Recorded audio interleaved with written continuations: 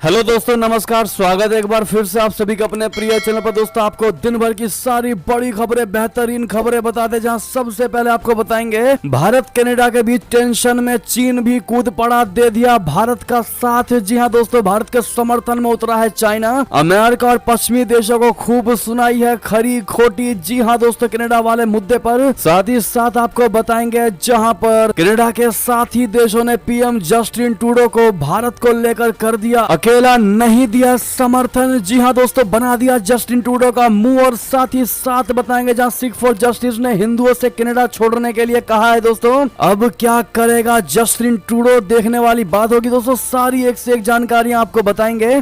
फिर Joe Biden आने वाले हैं भारत, आखिर किस उपलक्ष्य पर, दोस्तों सारी जानकारियां बताएंगे। बनेगा वीडियो के अंत तक। लेकिन खबरों में आगे बढ़ने से पहले हमेशा की तरह अपने भारत देश का, भारतीय सेना का, भारत के संप्रभुता अखंडता का दिल से समर्थन करते और मानते हैं कि मोदी है तो हर चीज मुमकिन है। तो वीडियो को भी कर दीजिए लाइक, चैनल कर दीजिए सब्सक्राइब, बेल आइकन दबाइए, साथ ही कमेंट बॉक्स में लिख दीजिएगा जय हिंद। जी हां दोस्तों, तो चलते हैं पहली और सबसे बड़ी खबर की तरफ, जहां भारत कनाडा के बीच टेंशन में चीन भी कूदा। अमेरिका और पश्चिमी देशों को खूब सुनाई खरी खोटी। बता दे, इस साल जून महीने में खालिस्तानी नेता और कनाडाई नागरिक हरदीप सिंह निज्जर की गोली मारकर हत्या कर दी गई थी। कनाडा ने हाल ही में भारत पर हत्या में शामिल होने का आरोप लगाया और एक भारतीय राजनयिक को बाहर निकाल दिया। जवाब में भारत ने भी तुरंत घोषणा कर दी कि उसने भारत में स्थित एक वरिष्ठ कनाडाई राजनयिक को निष्कासित कर दिया है। साथ ही कनाडा के आरोपों को खारिज कर दिया और उन्हें बेतुका और प्रेरित बताया। अमेरिका ने दोनों देशों के विवाद पर बयान दिया कि वो कनाडा के दावों से चिंतित है और भारत से जांच में सहयोग की अपेक्षा करता है। दोस्तों, इस पूरे घटनाक्रम पर चीन ने अमेरिका को जमकर खरी खोटी सुनाई। चीन ने इसे भारत के साथ पश्चिमी देशों के, विशेषकर अमेरिका का पाखंड बताया है। दोस्तों, कहा कि वर्तमान में भारत पश्चिम के लोगों के लिए उपयोगी है, इसलिए वे स्थिति का फायदा उठा रहे हैं। जी हां, चीन के मुखपत्र कहे जाने वाले ग्लोबल टाइम्स ने अपने आर्टिकल में लिखा है कि हाल के वर्षों में भारत और कनाडा के बीच विवाद कनाडा में सिख समुदाय के आसपास केंद्रित रहे हैं, जो मोदी सरकार का विरोध करते हैं और सिख अधिकारियों की वकालत करते हैं। दोस्तों, ग्लोबल टाइम्स लिखता है कि पश्चिमी देश मानवाधिकारों के रक्षक होने का दावा करते हैं और अक्सर मानवाधिकार संबंधित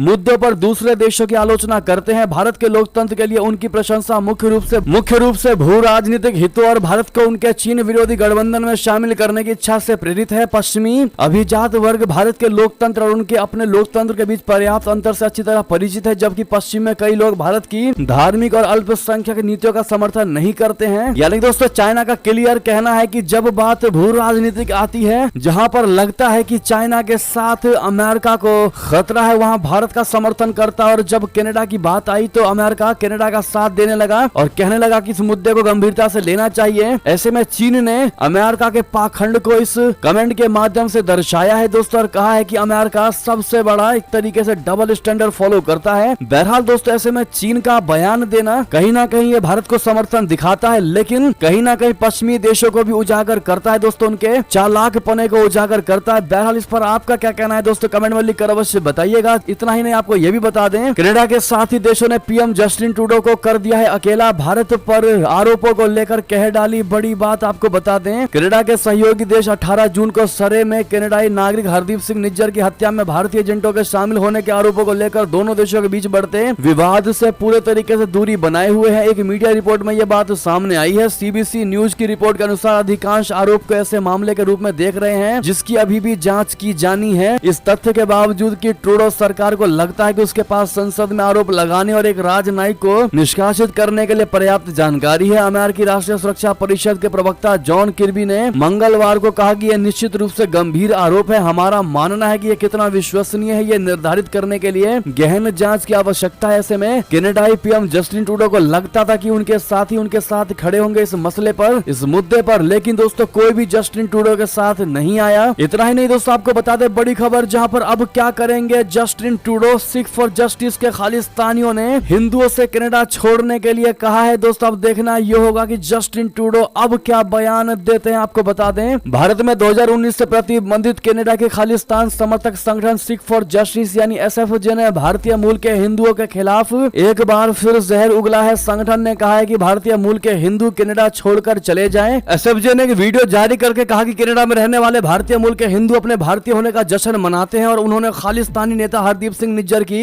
हत्या पर जश्न मनाकर हिंसा को बढ़ावा दिया है। एसएफजे के लीगल काउंसिलर गुरुपतवंत सिंह पन्नू ने ने एक वीडियो में कहा कि भारतीय मूल के हिंदुओं, तुम्हारा घर भारत है, कनाडा छोड़ो, भारत जाओ। तुम लोग न केवल भारत का समर्थन करते हो बल्कि तुमने खालिस्तान समर्थक सिखों के भाषण और अभिव्यक्ति के दमन का भी समर्थन किया है। गुरपतवंत सिंह पन्नू को भारत सरकार ने आतंकवादी घोषित कर रखा है। एसएफजे ने कहा है कि ट्रूडो सरकार ने भारत सरकार को जवाबदेह ठहराया है, जिससे लेकर उसे बल मिला है। एसएफजे की धमकी के बाद कनाडा के प्रधानमंत्री जस्टिन ट्रूडो भी सवालों के घेरे में है कि जिन खालिस्तानियों का बचाव वो कर रहे हैं वो अब उनके ही नागरिकों को धमकी इसलिए दे रहे हैं क्योंकि वो हिंदू हैं। अब जस्टिन ट्रूडो के लिए ये परीक्षा की घड़ी है कि उनकी उदारता खालिस्तानियों को लेकर है या फिर आम हिंदुओं को लेकर भी है। जी हाँ, सोमवार को कनाडा के प्रधानमंत्री जस्टिन ट्रूडो ने जो बयान दिया था दोस्तों खालिस्तानी आतंकी निज्जर की हत्या को लेकर, जिसमें भारत की संलिप्तता बताई थी, अब देखना ये होगा कि इस खालिस्तानी के बयान के बाद क्या जस्टिन ट्रूडो खालिस्तानियों को फटकार लगाते हैं या फिर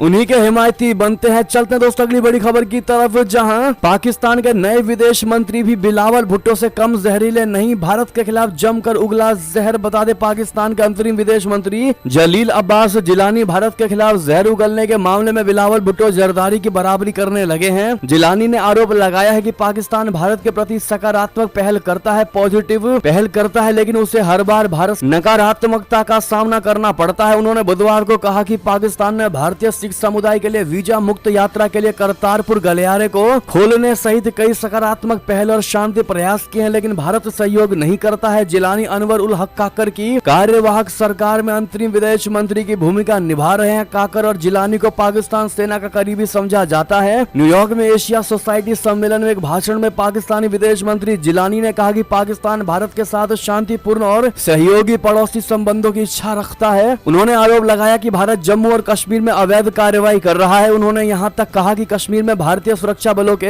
हाथों निर्दोष कश्मीरियों के मानवाधिकार उल्लंघन हो रहा है। जिलानी ने दावा किया है कि इसने दोनों देशों के बीच संबंधों को और ज्यादा खराब कर दिया। काकर ने अपने पूर्ववर्ती विदेश मंत्रियों की तरह बिना सिर पैर के भारत पर के खिलाफ जमकर बेबुनियाद आरोप लगाए, जिसमें मुसलमानों के कथित उत्पीड़न का भी मामला शामिल था। हालांकि उन्होंने पाकिस्तान में हिंदू, सिख और ईसाइयों के खिलाफ जबरदस्त हिंसा पर चुप्पी साध ली। जी हाँ दोस्तों, अब कहीं न कहीं जैसे पाकिस्तान के पूर्व विदेश मंत्री बिलावल भुट्टो को भारत ने करारा जवाब देकर भीगी बिल्ली बना दिया, वैसे ही कहीं न कहीं फिर एक बार लगता है कि पाकिस्तान के नए विदेश मंत्री काकर को भी भारतीय सरकार और भारत की जनता अपने जवाब के माध्यम से चुप जरूर करा देगी। क्या कहते हैं आप लोग दोस्तों, इस पर आपकी क्या राय होगी कमेंट में लिखकर अवश्य बताइएगा। जो बिना हाथ पैर के कुछ भी भारत के खिलाफ उगलता जा रहा है। चलते एक और खबर की तरफ, जहां गणतंत्र दिवस समारोह में जो बाइडेन हो सकते हैं मुख्य अतिथि। 1 साल के भीतर दूसरी बार होगा भारत का दौरा। जी हाँ दोस्तों, प्रधानमंत्री नरेंद्र मोदी जी ने अमेरिका के राष्ट्रपति जो बाइडेन को 26 जनवरी समारोह में आमंत्रित किया है। भारत में अमेरिकी राजदूत एरिक गारसेटी ने बुधवार यानी 20 सितंबर को यह जानकारी दी। उन्होंने बताया कि दिल्ली में G20 शिखर सम्मेलन से इतर द्विपक्षीय बैठक के दौरान पीएम मोदी ने अमेरिकी राष्ट्रपति को मुख्य अतिथि बनने के लिए आमंत्रित किया था। ये पूछे जाने पर कि क्या लगभग उसी समय भारत में क्वाड शिखर सम्मेलन की योजना बनाई जा रही है, गारसेटी ने संकेत दिया कि उन्हें इसकी जानकारी नहीं है। क्वाड में भारत, अमेरिका, जापान और ऑस्ट्रेलिया शामिल है। अगले साल वार्षिक क्वाड शिखर सम्मेलन की मेजबानी करने की बारी भारत की है। चर्चा है कि भारत गणतंत्र दिवस समारोह में शामिल होने के लिए क्वाड देशों के नेताओं को आमंत्रित करने पर विचार कर रहा है। दोस्तों, इस वर्ष के गणतंत्र दिवस समारोह में मिस्र के राष्ट्रपति अब्देल फतेह अल सीसी मुख्य अतिथि थे। हर साल भारत विश्व नेताओं को अपने गणतंत्र दिवस समारोह यानी कि रिपब्लिक डे में शामिल होने के लिए आमंत्रित करता है। कोविड-19 महामारी के मद्देनजर 2021 और 2022 में गणतंत्र दिवस पर कोई मुख्य अतिथि नहीं था। चलते अगली खबर की तरफ, जहां पर कश्मीर मुद्दे पर फिर एक बार तुर्की के राष्ट्रपति एर्दोगन का सबसे जहरीला बयान दोस्तों, जो आपको बेहद जरूरी है जानना। बता दें, तुर्की के राष्ट्रपति रेसेप तैयब एर्दोगन ने संयुक्त राष्ट्र महासभा में कश्मीर का मुद्दा उठाया है। उन्होंने मंगलवार को संयुक्त राष्ट्र महासभा के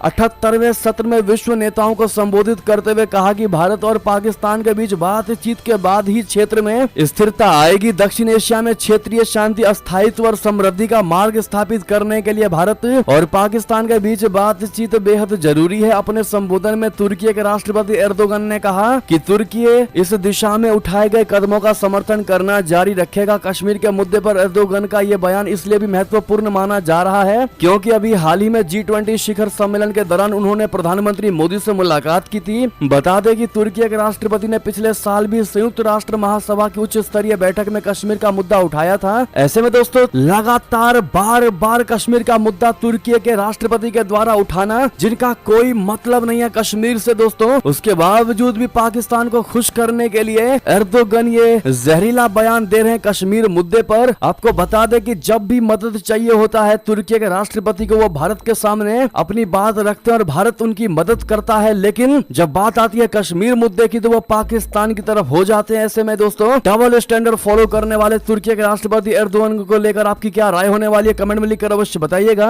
और ये बात भी जरूर बताइएगा दोस्तों कि क्या तुर्की है किसी भी तरीके से भारत के लिए सहयोगी है? आप लोग क्या कहते हैं दोस्तों, हाँ या ना में जवाब जरूर दीजिएगा। देखते हैं भारत की जनता की क्या राय है और भारी मात्रा में कमेंट करिएगा। दोस्तों अगली खबर की बात करें, जहां पर क्या प्रधानमंत्री मोदी को बॉस कहकर पछता रहे हैं ऑस्ट्रेलियाई पीएम। बता दें ऑस्ट्रेलियाई पीएम ने सवाल पर पत्रकारों की कर दी बोलती बंद। बता दें कनाडा की सरकार ने भारत सरकार पर खालिस्तानी आतंकी हरदीप सिंह निज्जर की हत्या में शामिल होने के आरोप लगाए हैं, जिस पर ऑस्ट्रेलिया ने भी अपनी प्रतिक्रिया दी है। ऑस्ट्रेलिया ने कहा कि सभी देशों को एक दूसरे की संप्रभुता का सम्मान करना चाहिए। अब इसी संदर्भ में ऑस्ट्रेलियाई प्रधानमंत्री एंथनी अल्बनीज से पत्रकारों ने सवाल किया कि इस साल की शुरुआत में उन्होंने प्रधानमंत्री मोदी को बॉस कहा था, तो क्या अब उन्हें अपने इस कहे पर अफसोस हो रहा है? जवाब में अल्बनीज ने पत्रकार पर भड़कते हुए कहा कि वे थोड़ा शांत रहें। मंगलवार को एक पत्रकार ने ऑस्ट्रेलियाई प्रधानमंत्री से सवाल किया था कि कनाडा ने भारत सरकार पर हत्या में संलिप्तता के आरोप लगाए हैं। जब वो G20 में पीएम मोदी से मिले थे तो क्या उन्होंने इस मुद्दे को व्यक्तिगत तौर पर उठाया था और क्या पीएम मोदी को बॉस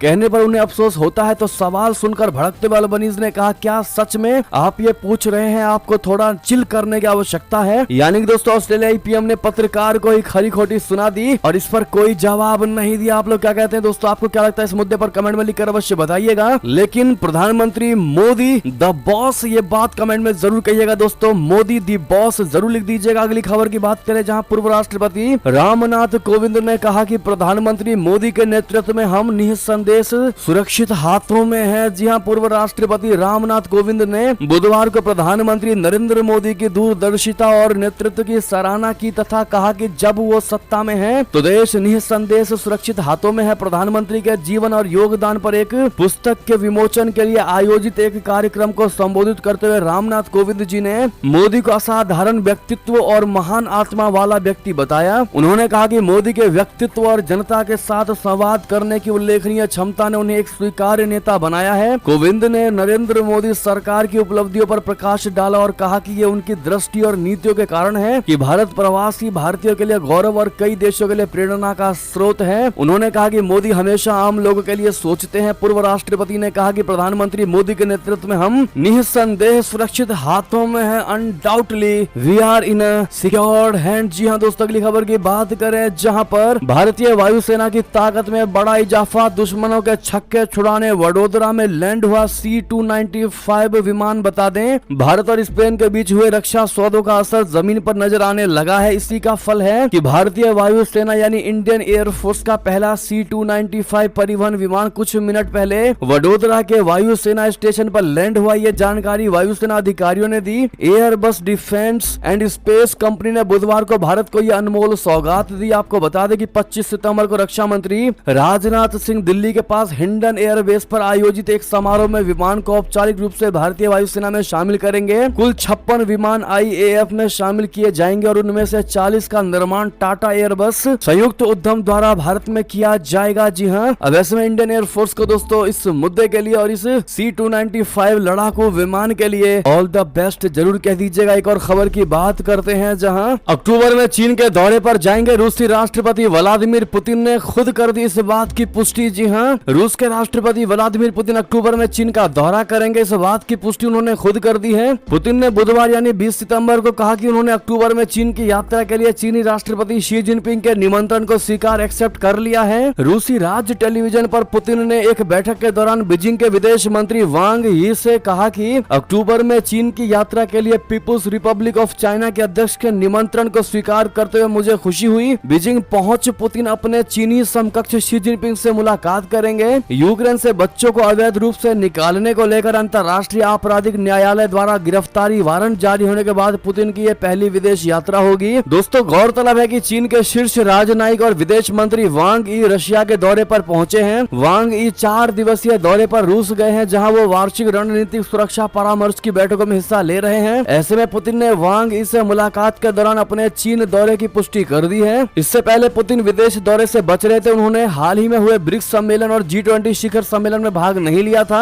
जिसमें यह दावा किया जा रहा था कि अंतर्राष्ट्रीय आपराधिक न्यायालय यानी ICC की ओर से पुतिन के खिलाफ गिरफ्तारी वारंट जारी किए जाने के बाद वो अपने देश से विदेशी दौरों से परहेज कर रहे हैं। बहरहाल दोस्तों, अगली खबर की बात करते हैं, जहां पर चुपके हर दुश्मन को अपनी टेबल पर ला रहा है सऊदी अरबिया। अब मिली एक और कामयाबी। बता दें, सऊदी अरब इन दिनों अपने सारे दुश्मनों से दोस्ती का हाथ बढ़ा रहा है, उससे बातचीत करने की कोशिश कर रहा है। इस बीच उसने यमन के हूती विद्रोहियों से बातचीत की है। मीडिया रिपोर्ट के मुताबिक ईरान समर्थित हूती विद्रोहियों ने बातचीत के लिए सऊदी अरब का दौरा किया था। 5 दिनों तक चली इस बातचीत के दौरान कई मुद्दों पर चर्चा हुई। इस दौरान सऊदी ने युद्ध को खत्म करने की बात कही। सऊदी अरब ने बुधवार को कहा कि यमन के हूती विद्रोहियों के साथ पॉजिटिव बातचीत हुई। बता दें कि हूती विद्रोहियों के खिलाफ लड़ाई में सऊदी अरब ने 2015 में कदम रखा था। धीरे धीरे ये संघर्ष क्षेत्रीय प्रतिद्वंदियों सऊदी अरब और ईरान के बीच छद्म युद्ध बन गया, मगर अब चीजें पटरी पर लौट रही हैं। हालांकि इससे पहले भी सऊदी अरब और हूती विद्रोहियों में संघर्ष विराम को लेकर कई बार बातचीत हुई। हूती की 5 दिन की यात्रा के आखिर में सऊदी विदेश मंत्रालय ने बुधवार को एक बयान में कहा कि यमन में शांति स्थापित करने को लेकर एक सकारात्मक चर्चा हुई। चलते हैं एक और खबर की तरफ, जहां नागोर्नो काराबाख में भारतीय और पाकिस्तानी हथियारों का हुआ आमना सामना। क्या अजरबैजान पर पिनाका दागेगा आर्मेनिया? बता दें, आर्मेनिया और अजरबैजान के बीच एक बार फिर से काफी ज्यादा तनाव पसर गया है और नागोर्नो काराबाख के बीच नए सिरे से लड़ाई में भारत पाकिस्तान प्रतिद्वंदिता सामने आ रही है। रिपोर्ट के मुताबिक अजरबैजान ने पाकिस्तान में बने KRL 122 गजब 122 millimetre multiple rocket launcher system यानी MRLS को तैनात किया है। वहीं दूसरी तरफ भारत ने आर्मेनिया को Pinaka multiple barrel rocket launcher यानी MBRL की आपूर्ति की है और माना यह जा रहा है कि आर्मेनिया पिनाका को तैनात कर सकता है। लिहाजा अब आर्मेनिया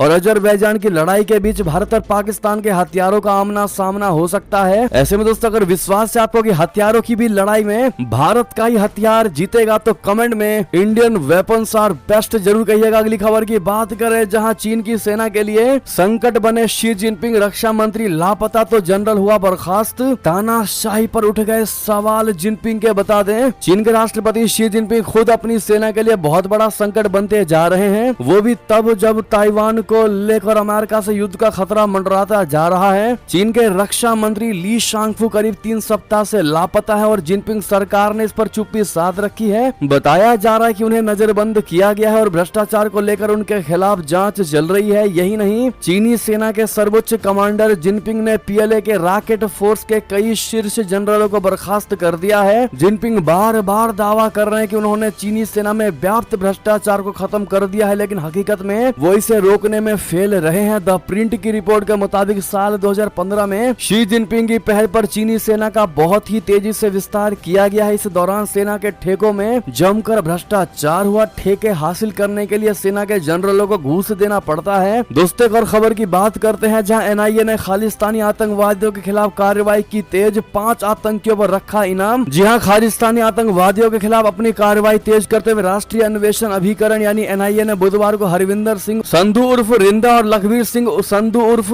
लांडा सहित प्रतिबंधित संगठन बब्बर खालसा इंटरनेशनल के 5 सदस्यों की गिरफ्तारी के लिए सूचना देने वाले नकद इनाम दिए जाने की घोषणा की है। संघीय एजेंसी ने रिंदा और लांडा प्रत्येक के लिए 10 लाख रुपए के इनाम और परमिंदर सिंह खैरा उर्फ पट्टू, सतनाम सिंह उर्फ सतबीर सिंह और यादविंदर सिंह उर्फ यद्दा पर 5 लाख रुपए के नकद इनाम की घोषणा कर डाली। जी हां, एक और खबर की बात करते हैं, जहां पाकिस्तान से बड़ी खबर, वापस घर लौट आए अगवा किए गए सभी हिंदू समुदाय के लोगों ने काशमोर में किया था विरोध प्रदर्शन। बता दे, पाकिस्तान के सिंध प्रांत में नदी किनारे रहने वाले डाकुओं ने इस महीने की शुरुआत में 5 लोगों को अगवा कर लिया था। इन 5 में 3 हिंदू पुरुष भी शामिल थे। अब सभी हिंदू वापस घर लौट आए हैं। एक रिपोर्ट में बुधवार को यह जानकारी दी गई है। देश के एक प्रमुख समाचार पत्र की खबर के मुताबिक मुखी जगदीश कुमार, सागर कुमार, जयदीप कुमार, मुनीर नैज और मुश्ताक अली मुमदानी का इस साल सितंबर में डाकुओं ने काशमोर जिले से अपहरण कर लिया था। घटना से चिंतित स्थानीय लोगों ने इस महीने की शुरुआत में प्रदर्शन किया था ताकि लोगों की बरामदगी की ओर अधिकारियों का ध्यान खींचा जा सके। 4 सितंबर को अपहरणकर्ताओं के साथ पुलिस मुठभेड़ के दौरान मुखी जगदीश कुमार और जयदीप कुमार को बरामद किया गया था। एक दिन बाद मुनीर नैज को भी बरामद कर लिया गया। साथ ही साथ एक और खबर की बात करते हैं, जहां कनाडा में खालिस्तानियों के ISI कर रहा फंडिंग, भारत के खिलाफ साजिश को दे रहा हवा। खुफिया रिपोर्ट में बहुत बड़ा खुलासा बता दें। खालिस्तानी आतंकियों को संरक्षण देने को लेकर अंतर्राष्ट्रीय स्तर पर कनाडा सरकार की छवि धूमिल होती जा रही है, वहीं भारत के साथ रिश्तों में खटास बढ़ गई है। दोस्तों, इस बीच खुफिया सूत्रों से हैरान कर देने वाली जानकारी सामने आई है कि कनाडा में खालिस्तानी तत्व, विशेष रूप से लिबरल पार्टी और न्यू डेमोक्रेटिक पार्टी वैंकूवर में पाकिस्तान के इंटर सर्विसेज इंटेलिजेंस एजेंटों से नियमित रूप से फंडिंग प्राप्त कर रहे हैं। सूत्रों का कहना है कि खालिस्तानी तत्व इमिग्रेशन के नाम पर छात्रों से पैसे ले रहे हैं, उनका इस्तेमाल भारत विरोधी प्रचार के लिए कर रहे हैं। बात करते हैं अगली बड़ी खबर की, जहां पर संसद की लोकसभा से महिला आरक्षण बिल हो गया पास। आखिर कौन है वो दो लोग जिन्होंने महिला आरक्षण बिल के विरोध में डाला वोट, बता दें आखिरकार महिला आरक्षण बिल लोकसभा से बुधवार शाम को पास हो गया। महिला आरक्षण विधेयक के पक्ष में 454 वोट पड़े, इसके विरोध में सिर्फ 2 वोट ही पड़े हैं। लोकसभा में यह बिल 2/3 बहुमत से पास हो गया है। इसके विरोध में जिन दोनों लोगों ने मतदान किया है वे दोनों के दोनों AIMIM के सांसद हैं। इनमें से एक असदुद्दीन ओवैसी है, जबकि दूसरा शख्स उन्हीं की पार्टी के अन्य सांसद सैयद इम्तियाज जमील है। दरअसल लोकसभा में महिला आरक्षण विधेयक के पक्ष में 454 वोट पड़े, जबकि 2 वोट इसके खिलाफ पड़े। लोकसभा में यह बिल 2/3 बहुमत से पास हुआ। लोकसभा में पर्ची के जरिए वोटिंग हुई। ऑल इंडिया मजलिस इत्तेहादुल मुस्लिमीन के चीफ असदुद्दीन ओवैसी ने पहले ही इस बिल के विरोध में अपनी बात रखी थी। उन्होंने कहा कि इसमें OBC और मुस्लिम महिलाओं के लिए प्रावधान क्यों नहीं किया गया, इनका प्रतिनिधित्व संसद में काफी कम है। ओवैसी ने कहा कि देश में 7% मुस्लिम महिलाएं हैं, लेकिन इस सदन में उनका प्रतिनिधित्व सिर्फ 0.7% ही है। बहरहाल दोस्तों, मोदी है तो हर चीज मुमकिन है, कमेंट में जरूर कहिएगा। अगली खबर की बात करते हैं, जहां अयोध्या से बड़ी खबर, 16 से 24 जनवरी के बीच गर्भगृह में विराजमान हो जाएंगे राम लला। होगा भव्य समारोह, 4000 संत होंगे इसमें शामिल। जी हाँ, श्री राम जन्मभूमि प्राण प्रतिष्ठा समारोह कार्यक्रम को व्यापक बनाने के लिए विश्व हिंदू परिषद ने अपनी संगठनात्मक शक्ति लगानी शुरू कर दी है। देश भर के संतों का प्रतिनिधित्व समारोह में शामिल होगा। आमंत्रण देने की प्रक्रिया प्रारंभ हो, इसको लेकर विहिप की अखिल भारतीय धर्माचार्य संपर्क प्रमुखों को तीर्थ क्षेत्र भवन रामकोट में बैठक हुई। बैठक में बताया गया कि 16 जनवरी से 24 जनवरी के मध्य गृह में गर्भगृह में श्री राम लला विराजमान हो जाएंगे। प्राण प्रतिष्ठा समारोह में देश भर के करीब 4000 संतों को आमंत्रित करने की योजना। ऐसे में दोस्तों, अगर आप भी इस बात से खुश है तो कमेंट में जय श्री राम भारी मात्रा में लिखिएगा। ऐसे में ये थे अभी की सारी बड़ी खबरें। आपको हमारी खबर कैसी लगी? आशा करता हूँ बहुत अच्छी लगी होगी। अगर थोड़ी भी अच्छी लगी है तो इस वीडियो को भी अपने भाई बंधुओं में व्हाट्सएप